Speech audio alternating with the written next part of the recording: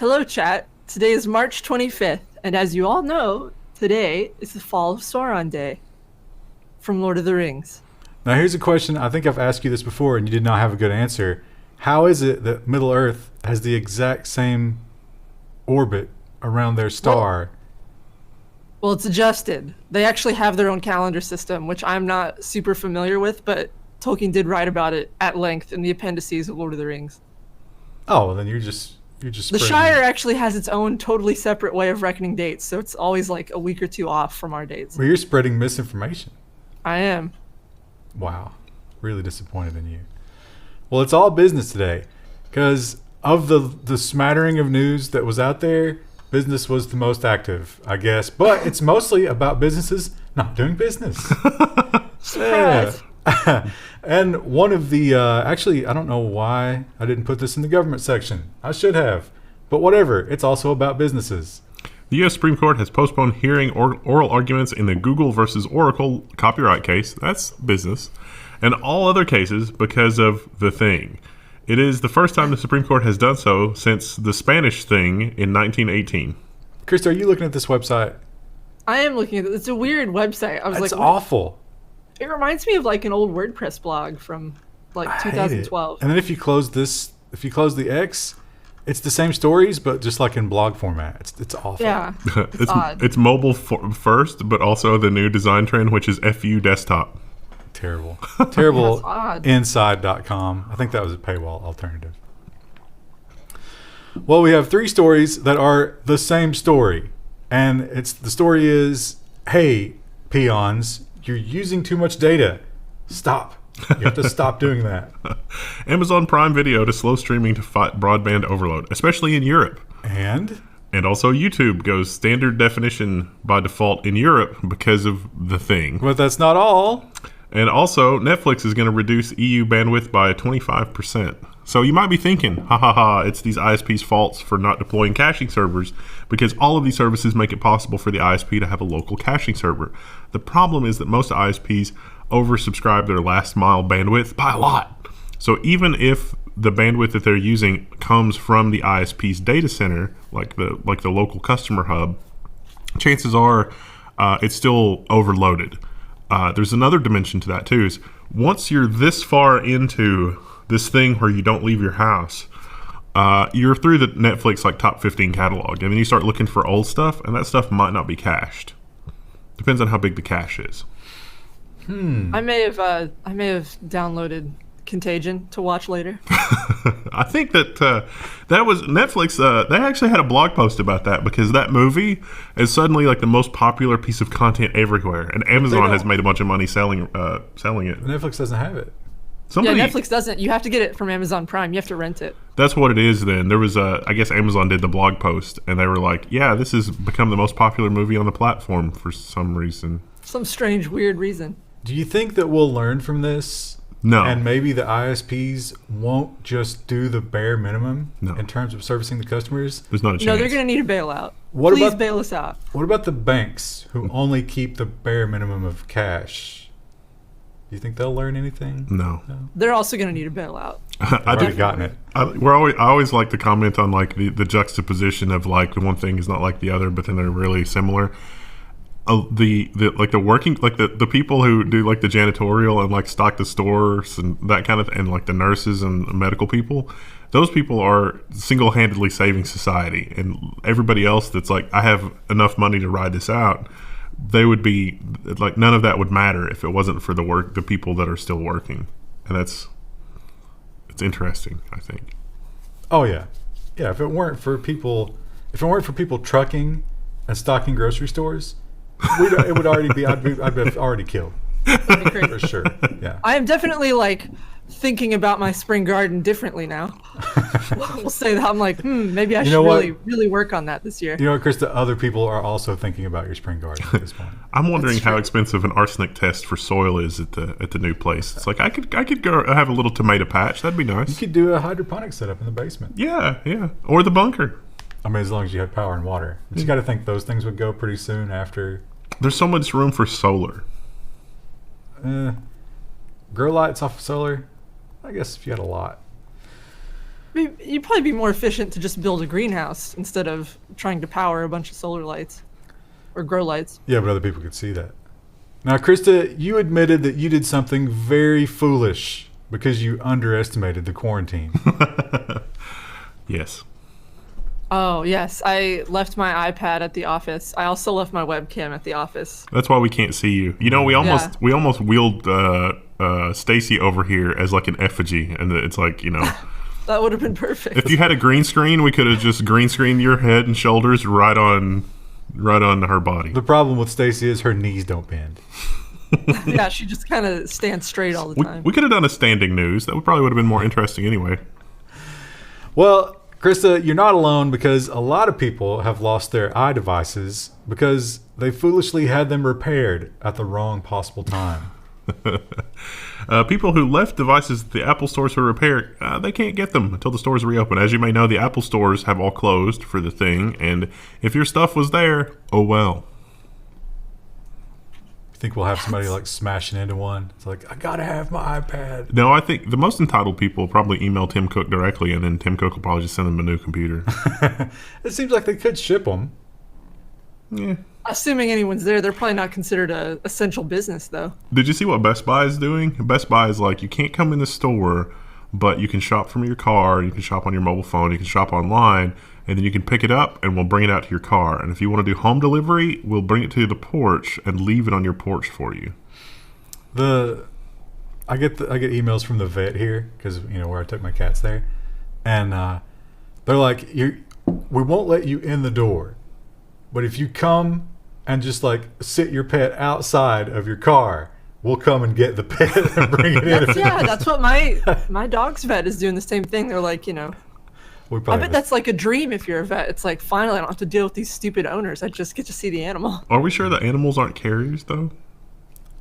Yes, that I think one dog died, I think, but I don't know if it had anything but to do it with the virus. it wasn't confirmed. CDC and the WHO both say that pets are non-carriers as of right now. Well, that's good.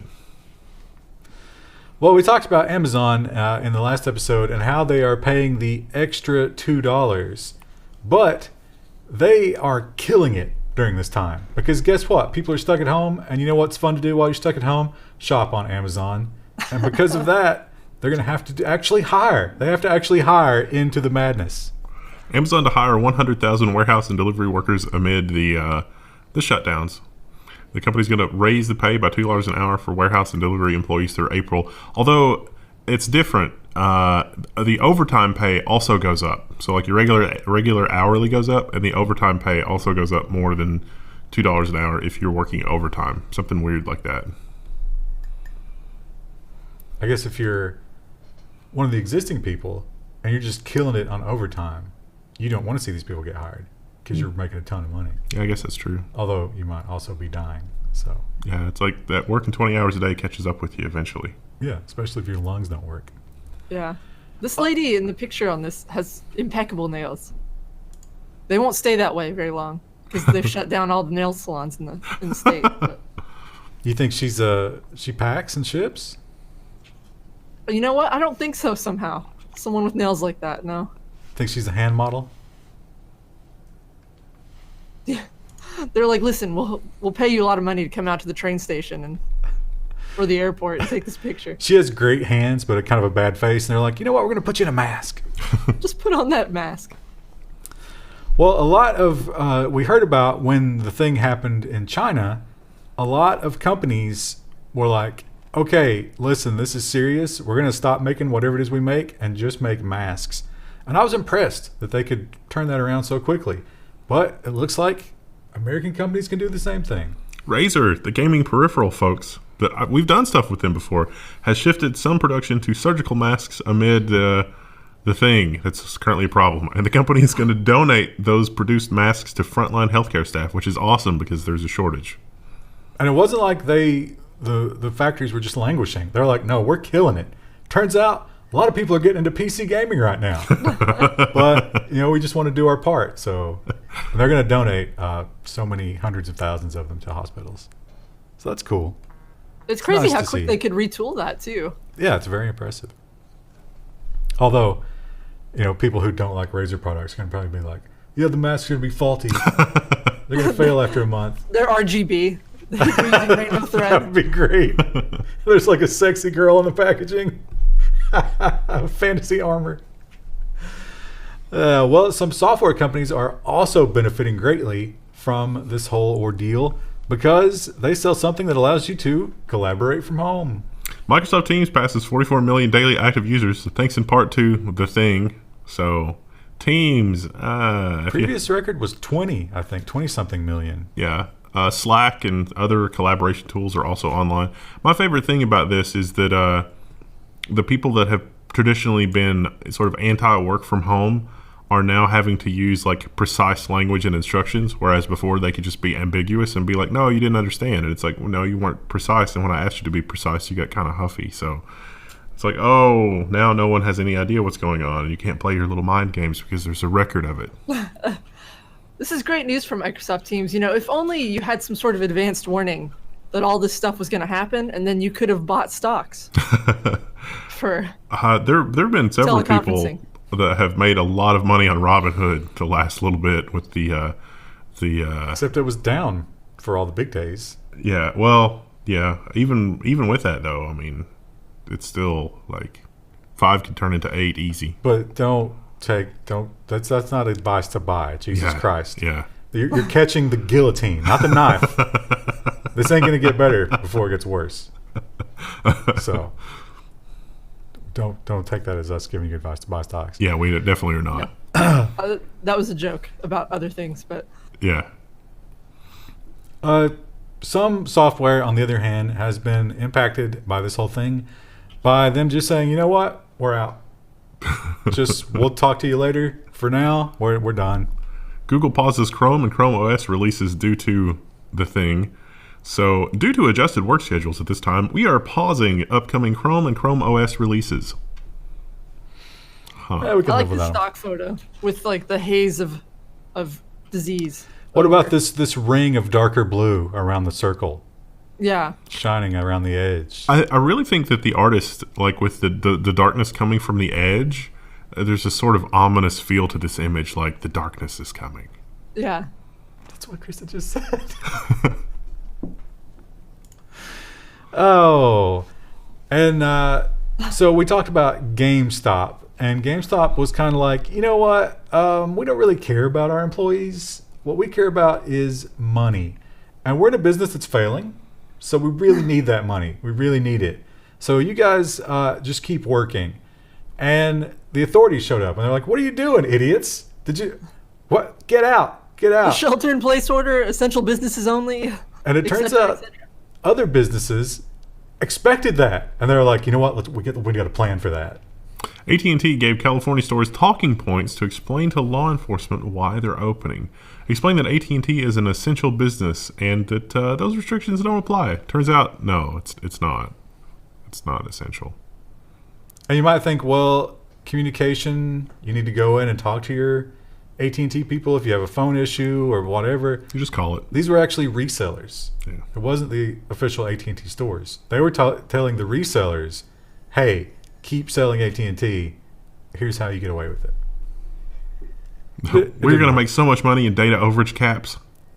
Little did they know.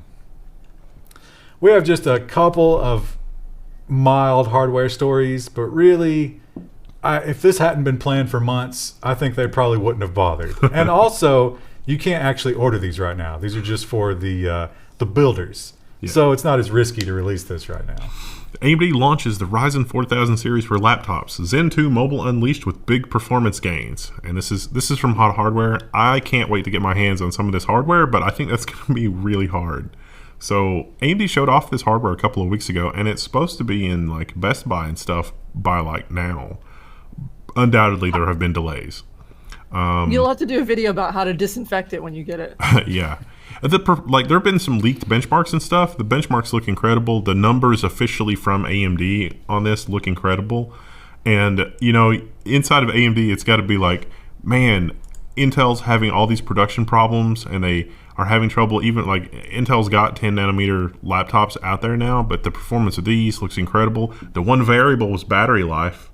And in the benchmarks that have leaked for battery life, Ryzen 4000 is looking really good.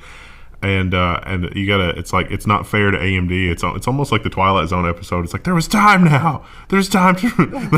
It's like their process is down, and then this happens, and they're just like, no, we were gonna win, because you know that Intel is still moving ahead with their processes. I want one of those in the Surface form factor. That's people didn't listen to me, but when Microsoft launched the Ryzen 3000 laptops and they were kind of disappointing, I was like, that is just like, those laptops weren't meant for the 3000 CPU. Those are pin compatible with the 4000. Just, get one of those, resolder in a 4000 series CPU. So like the 15-inch Surface that's like this thick with the 4000 CPU, that's coming. Like, they already have the hardware. They don't have to do there's not going to be any significant lead time. It's just going to work. Well, the one company that did get out a new product amongst all this is Apple, the new iPad Pro. Now, there's not much to be excited about. It's the usual Apple iteration, but they do have one exciting new feature. The new iPad Pro's LiDAR sensor is an AR hardware solution in search of software. So there's a LiDAR sensor. This is Apple copying Microsoft. The new iPad Pro is literally a Surface Pro, but with Apple guts. Which makes it useless. It's got a pen now and a touchpad. Wait, are you talking about the Surface? No. The new iPad Pro, in addition to the LiDAR sensor, it's got a pen and a keyboard cover with a touchpad. So it's basically a laptop.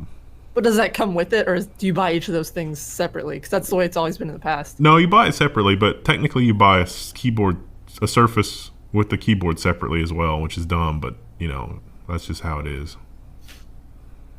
They already had the pencil. Yeah, they have that stuff. Can you imagine using a Surface without the keyboard though? Yeah, I don't understand why you do that. I don't use a keyboard. With the Surface? Never. Really? Yeah. Wow. That's impressive. It purely as a tablet. I read books on it. Oh, okay. And watch movies and browse the web and that kind of thing. I like not having the keyboard. I mean, I like being able to just pop the keyboard off to do those things. But then I like being able to put a real keyboard on it for when I need a keyboard. You know what? If I need a keyboard, I'm going to go to a desktop computer. That's true. That's how I play it. Well, they've done some studies about driving with your infotainment system and exactly how that affects you. And I hate the touch screen. Like, I got the car. It's really bad. Yeah, I got the car with the big touch screen now, and it's terrible. It's a terrible experience. I feel like you really have to mash on it to get it to like register your touch. Well, not only that, but you're like, with buttons, you know where they are without having to look at them, and you can navigate that. But with touch, it takes that away, which makes this headline really unsurprising. Apple CarPlay impairs drivers' reaction more than alcohol, study shows. So they've got a neat little graph here that shows like marijuana and beer and blah blah blah, and all of the Apple's was the worst, but Android was the second worst, and a handheld phone, and then CarPlay voice is not as bad. All these are terrible. But alcohol was the least terrible. I think that just proves that people are used to drinking and driving at this point. It's like, I got this, don't worry. I'm kind of curious about like why Apple both voice and touch was slightly worse. I wonder if that's something to do with like the way it interfaces or the way it works. That's slightly harder for the user to do. Could be like more animation, more lag time, that kind of thing. Yeah, or like just bad UX in general. Can't find stuff. They're really trying to push the Alexa car assistant too. I wonder if that's going to be better or worse. So instead of fiddling with your in-car entertainment system, you're just like, "Hey Alexa, find me some music that doesn't suck," and it's like looking up your preferences, finding music that doesn't suck. Android Auto, we kind of messed with it when we got our new car a while back, and it was not great, but. Yeah, I guess if you're really into it, I don't know. No, because you can just use Bluetooth rather than Android Auto. I never use Android Auto. Yeah, it was not great. Not a good experience. The map system, you can't actively create a new endpoint on the map while you're in the car, even if you have a passenger. You have to do it ahead of time, then plug it in, and then get that from the history. It's bafflingly bad. I guess that's to try and keep you from doing distracted driving, but still. Sounds like a mess. Terrible system. Doom Eternal was the big game release, and it saw some serious sales because everybody's at home. Did you end up getting it? I did, yeah. What do you think? I You've been paid playing on $60 for it, and I don't regret it, but I still think $60 is a little bit much for what it is. It is mindless fun. Well, I don't think anybody was pretending it was anything other than that. Well, I might. Well, see, okay. Doom 2016, I thought was a little try-hardy. So, like, it was a little too heavy-handed, and there were times when it was fun, but I feel like they didn't get the mechanic right, or the movement was just not quite right, or the timing, or something like that. I've played Doom Eternal about 6 hours since Friday, and it is a lot of fun. It has a lot of fun mechanics. It moves really fast. It runs smooth. The engine is probably the most well-optimized 3D engine that I've ever seen. It is crazy how smooth and how high the frame rate is on both Team Red and Team Green. It's shocking how good, like, especially for like a Bethesda game. It's like, haha, Bethesda, you know. Well, it's an id game.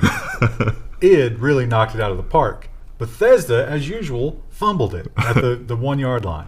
Bethesda apparently broke its own de novo protection for Doom Eternal. Bethesda launcher included a DRM-free executable in a folder named Original. The thing that blew my mind about this is the DRM-free executable was like 37 meg. The de novo protected executable was like 500 meg. Well, that's not surprising at all. That's insane. Now, what is definitely surprising, though, is they've compared the two, and some people are saying there's no performance difference.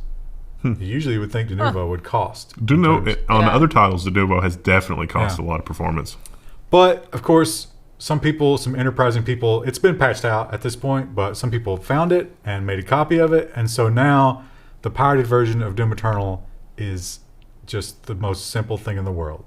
So I got to think that I would love if we should make up a parallel reality story where, like, Carmack was looking at it and was like looking at the garbage of de novo, and he's like, no, you will not sully my game like this. And somehow he orchestrated like an Ocean's 11 style thing to make sure that the game would launch with the non-encumbered binary. I think it's much simpler. Yeah. And that's just, id was like, okay, when we're done, you can add your garbage to it. We don't want to see it. We don't want to see what you do to our baby. So here it is. Here it is fixed. You do your thing, and then Bethesda just stupidly. All the id developers have a special key they put in Steam, so it gives them the non-de novo version. That'd be nice. I'm enjoying looking at all these screenshots. It does look nice. I saw some side-by-side comparisons. It's not crazy different. It's like all the enemies are brighter and more colorful now, which is weird. Kirsty, you love that because of Overwatch. It's true. Well, everybody's shut down their businesses and everybody's doing the quarantine, except, as we pointed out last episode, Mr. Musk doesn't seem to be a big fan of it. He's being forced into it in some ways, but he has not let it stop him from his new product. Tesla begins Model Y deliveries, meeting expectations for the crossover SUV. The stock price was rewarded with a 16% decline. Well, I don't know if we can blame that. I love to beat on Musk when he's down. I don't think we can blame him for the stock price. This thing is hideous. Oh, God, look at it. But people are like, this is disgusting. amazing. The article also mentions that he was keen to brag on the number of pre-orders for the Cybertruck, but Tesla's never released anything about pre-orders or reservations or anything for the Model Y. But that was the thing about the Model Y is they beat the expectations. So, first time ever for Tesla. They were usually terrible on deliveries, but they hit it here, and people actually got them early and were tweeting. It's like, oh my God, here's my Model Y. I can look at it in the parking lot because I'm not allowed to leave my house. You can quarantine in your car. Like, that was a thing. Just running down the battery. Be like, oh, those rules don't apply to me. I'm going to drive all over the place. You could drive around. You just can't, That was one of the things they suggested is, like, if you're going stir crazy, just go for a drive. Just don't get out of your car. Well, if you're one of the people who lamented the GitHub going to the Empire, there's some more bad news for you. Yeah. NPM, Node Package Manager, is joining GitHub. I'm excited to announce that GitHub has signed an agreement to acquire NPM. NPM is a critical part of the JavaScript world, and that right there should be all you need to know about building your empire on on NPM. This is probably a good thing overall because there have been a few cases of malicious packages making their way into NPM, and I think GitHub does have better tools for monitoring the kinds of packages that are being uploaded. But I think that a lot of developers are going to be upset by this. The sky has not fallen in the GitHub world yet. No, not really. So you kind of maybe give them a little bit of room to maneuver here, but it's Microsoft. And, we talked about Microsoft having the worst browser for privacy because they like to call home.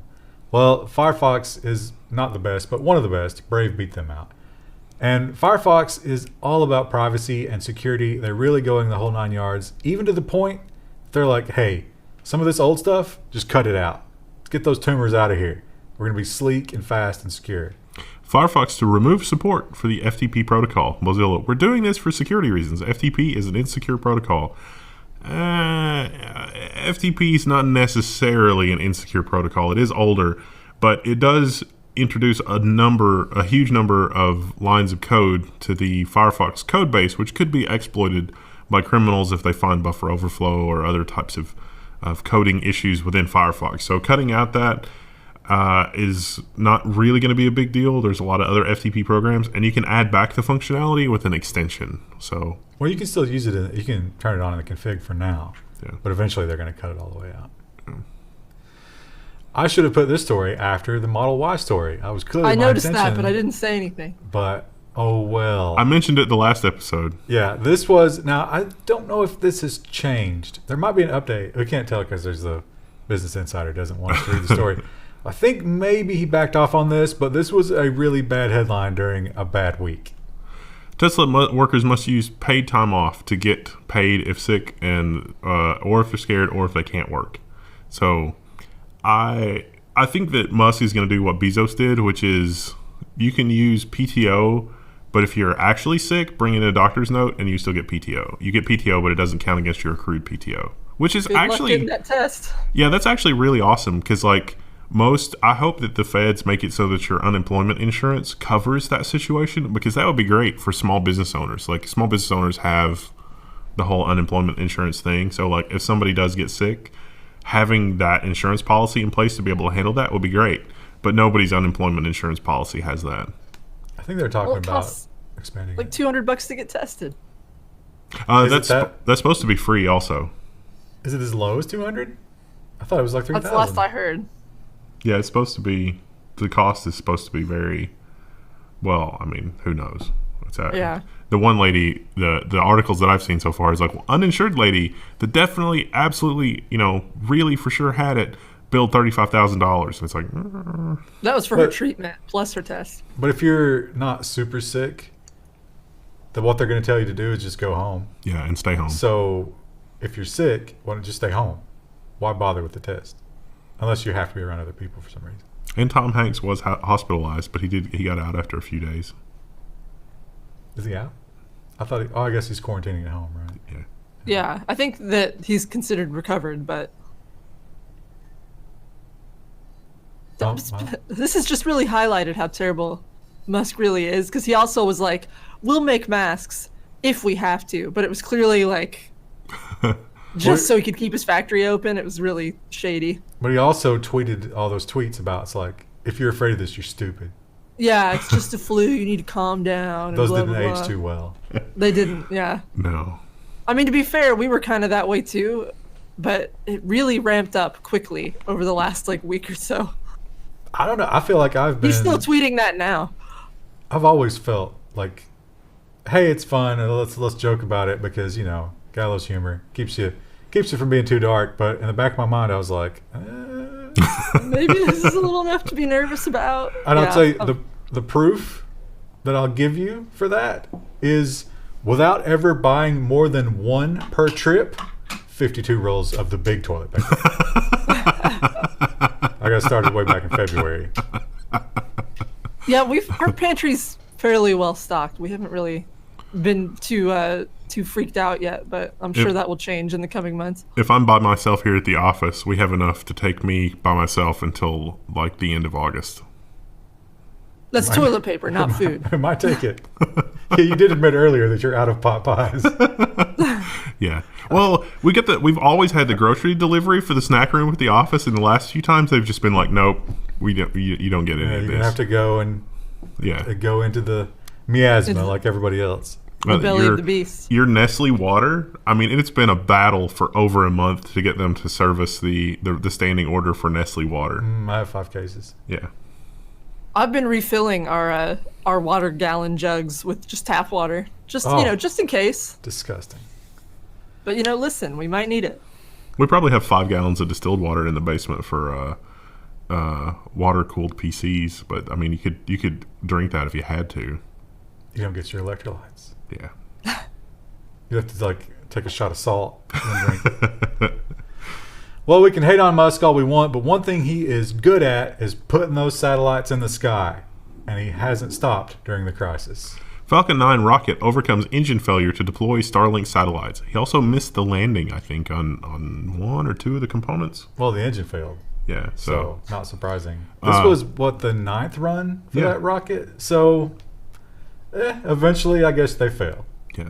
But it's still very impressive that the software was able to deal with it. The other engines just burned for a little longer, and all of the Starlink satellites were inserted at the correct orbit.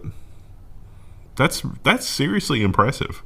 Do you think this is a job, can you work at Starlink or whatever remotely, or do you think they all have to go into the office every time that happens? Actually, probably the opposite. You could probably live at the space station and not bother going home.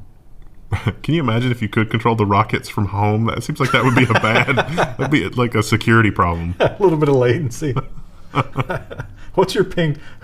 Whoever has the best ping time, you're going to control the side thrusters. If someone's kid starts screaming in the background, it's like, hang on 1 second.